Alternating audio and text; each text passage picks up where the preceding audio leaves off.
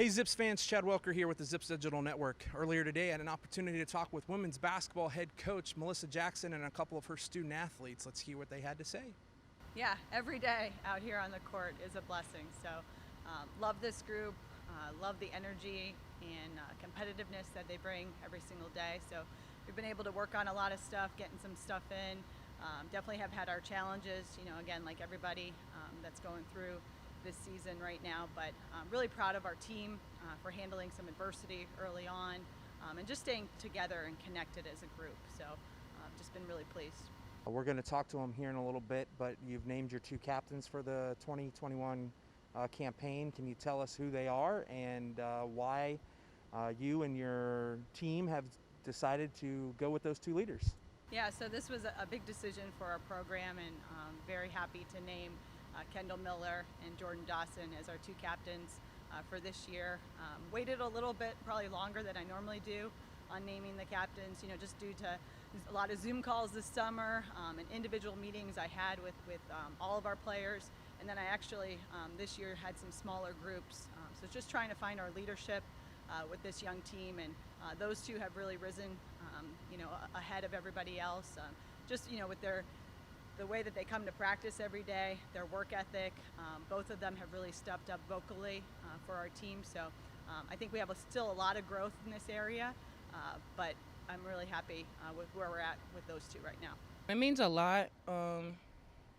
Honestly, I wanted to be captain, but I didn't think that I was going to become captain because I'm not really a talkative person. Like, I'm real shy and I keep to myself, so it means a lot to become captain. It means I have a bigger role now. I'm being a lot more talkative, like just uplifting my teammates, because I know we have this year's team is a lot younger, so the way I speak to them, I make sure like I don't come off like aggressive and mean. I just try to uplift them and make sure they're good.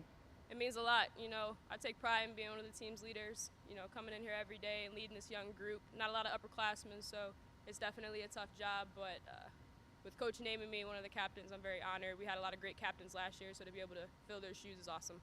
I feel like my style as a leader is to just be the energy man, coming here every day, work hard, be one of the loudest kids on the floor, and I feel like one person that I mimic my game after as far as a leadership aspect is definitely Haley right now. Last year she took me under her wing. She kind of passed the torch for me as far as a leadership position, and I just, follow her steps for sure. Jordan comes in and just works and gives max effort in every single drill, and that has really shown. I think our team has picked up on that, and so she just raises, our level of play and really elevates, especially some of our younger players. Kendall, a little bit more vocal player. Has come in, really does a lot of things right, has really set the tone for us defensively. I think she has a great feel of our team in that locker room right now. So again, really happy with those two, but I know I have some other players that can also step in a leadership role as well.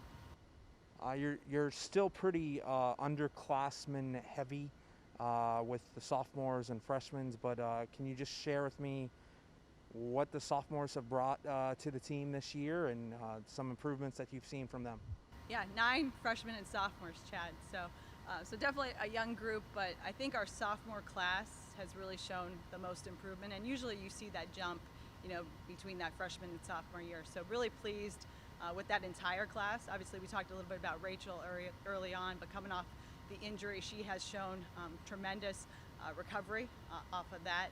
Also been really impressed with Lynesia Brewer. Talk about energy. She comes in and she is super vocal for our team, gives us a ton of energy. So been really happy with her. Molly Neitzel has come on these last couple weeks with rebounding and just being super coachable in her position.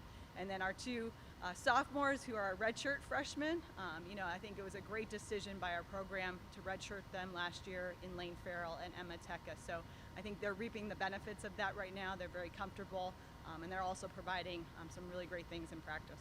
And then lastly, Coach, can you touch base with where we are in the scheduling process? Yeah, scheduling, like everything, has been challenging. So I think we have a schedule in place. Just waiting on a few more signatures on some contracts, but I'm happy to say it looks like we will be opening up on November 25th.